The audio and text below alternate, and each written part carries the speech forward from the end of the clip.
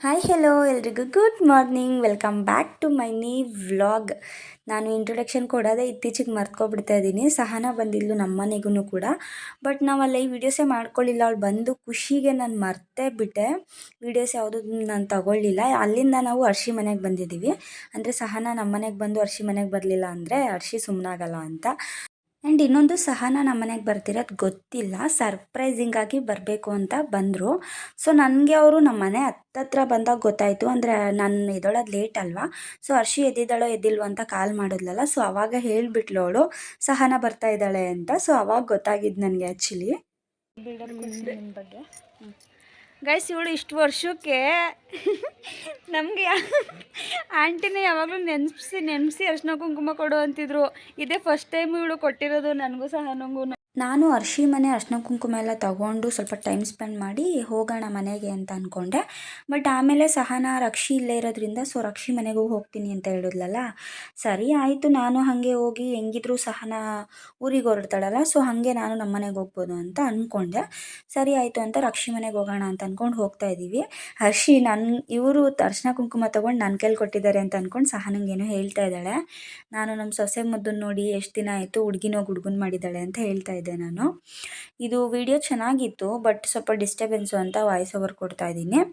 So ಇವಾಗ ನಾನು ರಕ್ಷಿ ಮನೆಗೆ ಹೋಗೋಕ್ಕೆ ಫೈನಲಿ ಎಲ್ಲ 3 ಜನನೂ ಡಿಸೈಡ್ ಮಾಡಿಕೊಂಡು ಸೊ ಪ್ಲ್ಯಾನ್ ಮಾಡಿ ಇವಾಗ ರಕ್ಷಿ ಮನೆಗೆ ಹೋಗ್ತಾ ಇದ್ದೀವಿ.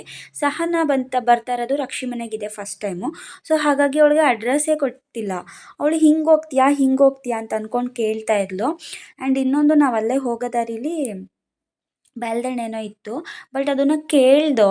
ಆದರೆ ಏನಂತಂದರೆ ಅಲ್ಲಿ ಇನ್ನೂ ಹಣ್ಣಾಗಿಲ್ಲ ಅಂತ ಹೇಳಿದ್ರು. ನಂಗೆ ಬೇಜಾರಾಯಿತು. ಆಮೇಲೆ ಸರಿ ಅಂದ್ಬಿಟ್ಟು ಸುಮ್ಮನೆ ರಕ್ಷಿ ಮನೆಗೆ ಹೋದ.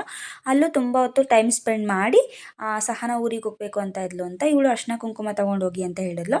ಸೊ ಹಾಗಾಗಿ ತಗೋತಾ ಇದ್ದೋ. ಇದು ವಾಯ್ಸ್ ಅಂತೂ ತುಂಬ ಚೆನ್ನಾಗೈತೆ, ಬಟ್ ಏನಂದರೆ ಬೇಡ, ಕೆಲವೊಂದೊಂದು ಏನೇನೋ ಹೇಳಿಬಿಟ್ಟಿದ್ದೀವಿ ಅಂತ ಅಂದ್ಬಿಟ್ಟು ನಾನು ವಾಯ್ಸ್ ಓವರ್ ಕೊಡ್ತಾ ಇದ್ದೀನಿ. ತುಂಬ ಚೆನ್ನಾಗೈತೆ ಹೇಳಬೇಕಂತಂದರೆ. ಸೊ ಅವಳು ಅರ್ಷಿಗೆ ಹೇಳ್ತಾ ಇದ್ಲು, ನಿತ್ಯ ಎಲ್ಲ ತೊಗೋತಾ ಇದ್ದಾರೆ, ನೀನು ಟ್ರೈನಿಂಗ್ ತಗೋ ಅಂತ. ಅದಕ್ಕೆ ಅಮ್ಮು ಬಂದಿದ್ಲು, ಅಂದರೆ ವಿಡಿಯೋಗ್ರಾಫರ್ ಗೊತ್ತಲ್ಲ ನಿಮ್ಗೆ ಅಮ್ಮು ಹೇಳ್ತಾ ಇದ್ಲು, ಅಕ್ಕನ ಹತ್ರ ತಾಳಿನೇ ಇಲ್ವಲ್ಲ ತಗೊಳಕ್ಕೆ ಹೆಂಗೆ ಗೊತ್ತಾಗುತ್ತೆ ಅಂತ ಅಂದ್ಕೊಂಡು ಹೇಳ್ತಾ ಇದ್ಲು. ಆಮೇಲೆ ಹಂಗೆ ಫುಲ್ಲು ಕ್ವಾಟ್ಲೆ ಮಾಡಿಕೊಂಡು ಅರ್ಷಿ ಕಾಲು ಎಳ್ಕೊಂಡು, ಅರ್ಷಿಗೆ ಎಂಗೇಜ್ಮೆಂಟ್ ಆಯಿತು, ಬಟ್ ನಾವು ಯಾರೂ ಹೋಗಿಲ್ಲ. ಸೊ ಹಾಗಾಗಿ ವೀಡಿಯೋಸ್ ಏನೂ ಮಾಡ್ಕೊಂಡಿಲ್ಲ. ಮದುವೆ ಡೇಟು ಫಿಕ್ಸ್ ಆಗಿದೆ. ಸೊ ಮದುವೆಗೆ ಹೋದಾಗ ನಾನು ವಿಡಿಯೋ ಕಂಪ್ಲೀಟಾಗಿ ಹಾಕ್ತೀನಿ. ಹಾಗಾಗಿ ಇವಾಗೇನು ನಾನು ಹೇಳಲಿಲ್ಲ. ಹಾಗೂ ಹೇಳಬಾರ್ದು ಎಂಗೇಜ್ಮೆಂಟ್ ಆಗಿದ್ದು ಅಂತ ಅಂದ್ಕೊಂಡಿದ್ದೆ, ಒಟ್ಟಿಗೆ ಮದುವೆಗೆ ಹೇಳೋಣ ಅಂತ.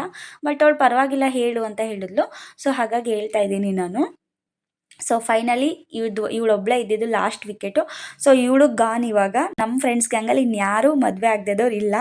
ಸೊ ಎಲ್ಲ ಈಗ ಮದುವೆ ಆಗಿರೋರೇನೆ, ಬ್ಯಾಚುಲರ್ ಯಾರೂ ಇಲ್ಲ. ಮದುವೆಗೆ ಅವರು ಶಾಪಿಂಗಿಗೆ ಮೈಸೂರಿಗೆ ಬರೋದ್ರಿಂದ ಸೊ ಅದ್ರದ್ದು ಕೆಲವೊಂದೊಂದಷ್ಟು ವೀಡಿಯೋಸ್ ಹಾಕ್ತೀನಿ. ಸೊ ನೀವು ಎಂಜಾಯ್ ಮಾಡಿ. ಇವತ್ತು ರಾಘವೇಂದ್ರದಲ್ಲಿ ಅನ್ನ ಸಂತರ್ಪಣೆ ಇತ್ತು. ಅವ್ರು ಮೈಕೆಲ್ಲ ಹಾಕಿದ್ರು, ಹಾಗಾಗಿ ವಾಯ್ಸ್ ಓವರ್ ಕೊಡ್ತಾ ಇದ್ದೀನಿ. ಸಹನಾ ಹಂಗೂ ಹೇಳಿದೆ ನಾನು, ಬಾಲಿಯು ಅನ್ನ ಸಂತರ್ಪಣೆ ಊಟ ಮಾಡ್ಕೊಂಡು ಹೋಗೋಣ ಅಂತ.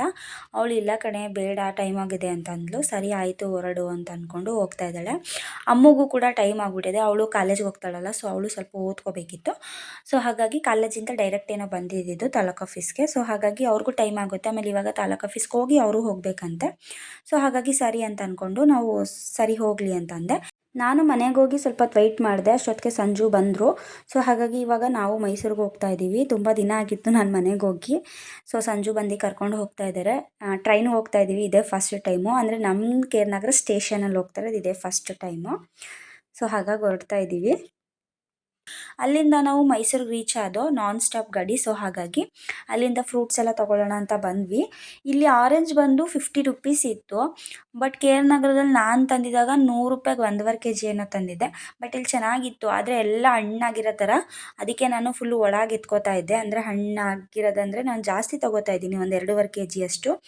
ಸೊ ಹಾಗಾಗಿ ಅಷ್ಟೊಂದು ಹಣ್ಣು ಬೇಡ, ಸ್ವಲ್ಪ ತಿನ್ನೋ ಥರ ಇರಲಿ ಅಂದ್ಬಿಟ್ಟು ಜಾಸ್ತಿ ತೊಗೋತಾ ಇದ್ದೀನಲ್ಲ ಅಂದ್ಬಿಟ್ಟು ನಾನು ಕ್ಲೀನಾಗಿ ಆಯ್ಕೋತಾ ಇದ್ದೆ.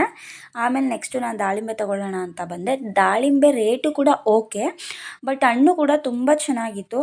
ಹಾಗಾಗಿ ಸರಿ ಆಯಿತು, ಇದನ್ನು ತೊಗೊಳ್ಳೋಣ ಅಂದ್ಕೊಂಡೆ. ಸಂಜುನ ಕೇಳ್ತಾ ಇದ್ದೆ ಎಷ್ಟು kg ತೊಗೊಳ್ಳಿ ಅಂತ. ಅವನೊಂದು 2 kg ತೊಗೋ ಅಂತ ಅಂದ. ಬಟ್ ನಾನು ತೊಗೊಂಡು ಹೋದೆ, ಅಲ್ಲಿ 2.5 kg ಆಯಿತು. ಅಂದರೆ ವೆಯ್ಟ್ ಚೆಕ್ ಮಾಡ್ತಾರಲ್ಲ ಆಮೇಲೆ. ತೂಕಕ್ಕೆ ಹಾಕಿದ್ಮೇಲೆ.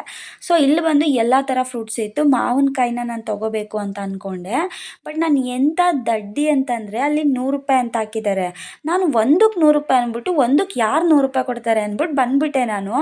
ಬಟ್ ಅದು ಕೆ ಜಿ ರೇಟು ₹100. ನಾನು ಎಂಥ ದಡ್ಡಿ ಅಂದರೆ ಸುಮ್ಮನೆ ಬಿಟ್ಬಿಟ್ಟು ಬಂದಿದ್ದೀನಿ. ಅರ್ಧ ಕೆ ಜಿ ಆರಾಮ್ಸಾಗಿ ತೊಗೊಬರ್ಬೋದಿತ್ತು ನಾನು. ಸುಮ್ಮನೆ ಅನ್ಯಾಯವಾಗಿ ಬಿಟ್ಬಿಟ್ಟು ಬಂದೆ. ನನ್ನದು ಫೀಲ್ ಆಗ್ತಿತ್ತು ನನಗೆ, ಯಾಕಂದರೆ ಮಾವಿನಕಾಯಿ ತಿನ್ನಬೇಕು ಅಂತ ಅನ್ನಿಸ್ತಿತ್ತಲ್ವ. ಸೊ ಹಾಗಾಗಿ ಅಂದರೆ ನಾನು ನೋಡಿದಾಗ ತಿಂದ್ಬಿಡ್ಬೇಕು, ಆಮೇಲೆ ನಮ್ಗೆ ಸಿಗಲ್ಲ ಅನ್ನೋದು ನನ್ನ ಥಾಟಲ್ಲಿ. ಆಮೇಲೆ ಇಲ್ಲಿ ನಾವು ವೆಯ್ಟ್ ಹಾಕ್ಸೋಣ ಅಂತ ಬಂದ್ವಿ. ಅಂದರೆ ಸದ್ಯ ಅವರೇ ಒಂದು ಕ್ಯಾರಿ ಬ್ಯಾಗ್ ಕೊಟ್ಟರು. ನಾನು ಲಗೇಜ್ ತಂದಿರೋದ್ರಿಂದ ನಮಗೆ ಟೈಮ್ ಇರಲಿಲ್ಲ. ಇನ್ನೂ ತೊಗೊಳ್ಳೋಣ ಆ್ಯಪಲ್ಲೆಲ್ಲ ತಗೋ ಅಂತ ಅಂದ ಸಂಜು. ಬಟ್ ನನಗೆ ಅದು ಕ್ಯಾರಿ ಮಾಡೋದಕ್ಕೆ ಜಾಗನೇ ಇಲ್ಲ. ನಾವು ಸ್ಕೂಟಿ ತಂದಿರಲಿಲ್ಲ. ಸ್ಕೂಟಿ ಹಾಕಿದರೆ ಡಿಕ್ಕಿಗೆ ಹಾಕೋಬೋದಿತ್ತು. ಆಮೇಲೆ ನಾನು ಇದು ಬಂದು ಊಟಿ ಆ್ಯಪಲ್ನ ಕೇಳ್ತಾ ಇದ್ದೆ ನಾನು. ಅಲ್ಲೆಲ್ಲ ಗ್ರೀನ್ ಕಲರೇ ಐತೆ, ಅಂದರೆ ಕಾಯಿ ಐತೆ. ನಾನು ಈ ಥರ ಹಣ್ಣಿಲ್ವಾ ಅಂತ ಹೇಳ್ತಾ ಇದ್ದೆ. ಅವರಿಲ್ಲ ಹಣ್ಣಿಲ್ಲ ಮೇಡಮ್, ನಿಮಗೆ ಸಿಕ್ಕಿರೋದೇ ಹೆಚ್ಚು ಈ 4 ಅಂತ ಹೇಳಿದ್ರು. ಆಮೇಲೆ ನಾವು ಅಲ್ಲಿಂದ ಊಟ ಮಾಡೋಣ, ಇನ್ನು ಮನೆಗೋಗಿ ಏನೂ ಮಾಡೋದಕ್ಕಾಗಲ್ಲ, ಟೈಮ್ ಆಗಿದೆ ಅಂತ ಹೋದ್ವಿ. ಸೊ ಸಂಜು ಬಂದು ಪರೋಟ ಮತ್ತು ಚಿಕನ್ ಸಾಂಬಾರು ತೊಗೊಂಡ್ರು. ನಾನು ಎಗ್ ರೈಸ್ ತೊಗೊಂಡೆ. ಆಮೇಲೆ ಕಬಾಬ್ ಹೇಳಿದೆ, ಅದಿನ್ನೂ ಬಂದಿರಲಿಲ್ಲ. ಹಾಗಾಗಿ ನಾನು ತಿಂದಿರಲಿಲ್ಲ, ಹಂಗೆ ಕೂತಿದ್ದೆ.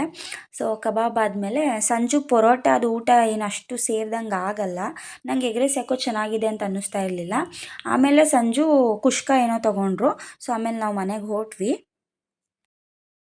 ನಾವು ಇವಾಗ ಜಸ್ಟು ಮನೆಗೆ ಬಂದು, ಬಟ್ ಮನೆ ಮಾತ್ರ ಸಿಕ್ಕಾಪಟ್ಟೆ ಗಲೀಜಾಗೈತೆ. ನಾನು ಮನೆಯಲ್ಲಿ ಇಲ್ದೇ 2 ಮಂತ್ ಏನೋ ಆಗಿತ್ತು, 1.5 ಮಂತೋ 2 ಮಂತ್ ಏನೋ ಆಗಿತ್ತು.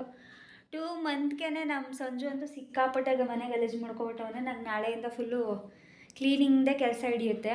ಆದರೆ ಕ್ಲೀನಿಂಗ್ದು ವೀಡಿಯೋ ಮಾಡ್ಕೊತೀನಿ, ಯಾಕಂದರೆ ನಾನು ಫುಲ್ ಕ್ಲೀನ್ ಮಾಡಬೇಕು ಮನೇನ. ನೋಡೋಣ, ಪಾತ್ರೆ ಎಲ್ಲ ಫುಲ್ಲು ಸ್ಟ್ಯಾಂಡಲ್ಲೆಲ್ಲ ತೆಗ್ದು ಬೆಳಗಬೇಕು. ಫುಲ್ಲು ಮನೆ ಅಂತೂ ಫುಲ್ಲು ಮೆಸ್ಸಿ ಆಗೈತೆ. ನೋಡೋದಕ್ಕೆ ಆಗ್ತಾಯಿಲ್ಲ ಮನೆ, ಅಷ್ಟು ಗಲೀಜಾಗೈತೆ. ಅದನ್ನ ನೋಡೇ ನನಗೇನು ಮಾಡಬೇಕು ಅಂತಲೂ ಅನ್ನಿಸ್ಲಿಲ್ಲ, ಒಂದು ಕಸನೂ ಗುಡಿಸ್ಬೇಕು ಅಂತ ಅನ್ನಿಸ್ಲಿಲ್ಲ.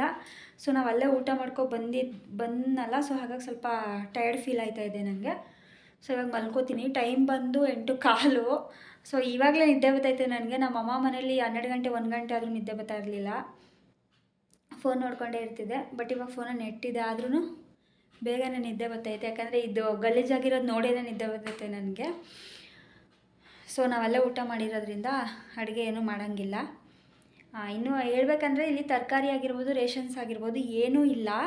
ಯಾಕಂದರೆ ಸಂಜು ಒನ್ ಟೈಮ್ ಅಷ್ಟೇ ಅಲ್ವಾ ಅಡುಗೆ ಮಾಡ್ಕೊತಿದ್ದು. ಸೊ ಹಾಗಾಗಿ ರೇಷನ್ನು ತರಬೇಕು, ತರಕಾರಿ ಎಲ್ಲ ತರಬೇಕು ನಾಳೆ. ಬರೀ ನಾನೀಗ ಹಣ್ಣು ಅಷ್ಟೇ ತಂದಿರೋದು. ನಾಳೆ ಆಗುತ್ತೋ ಏನೋ ಗೊತ್ತಿಲ್ಲ. ತರಕಾರಿ ಮಾತ್ರ ನಾಳೆ ತರಲೇಬೇಕು ಅಡುಗೆಗೆ. ಆದರೆ ಮನೆ ಕೆಲಸನೂ ಕೂಡ ಮಾಡಬೇಕು, ಏನು ಮಾಡೋದೋ ಗೊತ್ತಿಲ್ಲ. ಸೊ ಐ ಹೋಪ್ ಈ ವಿಡಿಯೋ ನಿಮ್ಮೆಲ್ಲರಿಗೂ ಇಷ್ಟ ಆಗಿರುತ್ತೆ ಅಂತ ಭಾವಿಸ್ತೀನಿ. ಇಷ್ಟ ಆಗಿದ್ರೆ ಲೈಕ್, ಕಮೆಂಟ್, ಶೇರ್, ಸಬ್ಸ್ಕ್ರೈಬ್ ಮಾಡಿ. ಹಾಗೆ ಬೆಲ್ಲೈಕನ್ನ ಕ್ಲಿಕ್ ಮಾಡಿ. ಮತ್ತೆ ಹೊಸ ವಿಡಿಯೋದೊಂದಿಗೆ ಸಿಗ್ತೀನಿ. ಅಲ್ಲಿವರೆಗೂ ಕಾಯ್ತಾ ಇರಿ. Love you all. ಬಾಯ್.